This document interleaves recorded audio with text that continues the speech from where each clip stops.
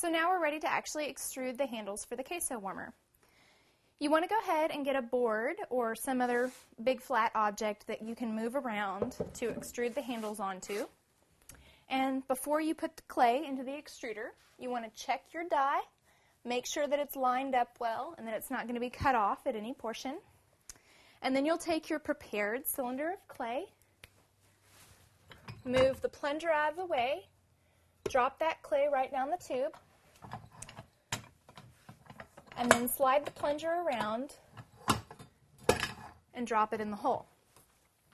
Now your first couple of pulls, nothing's going to come out, and that's because the clay is compressing to the shape of the cylinder.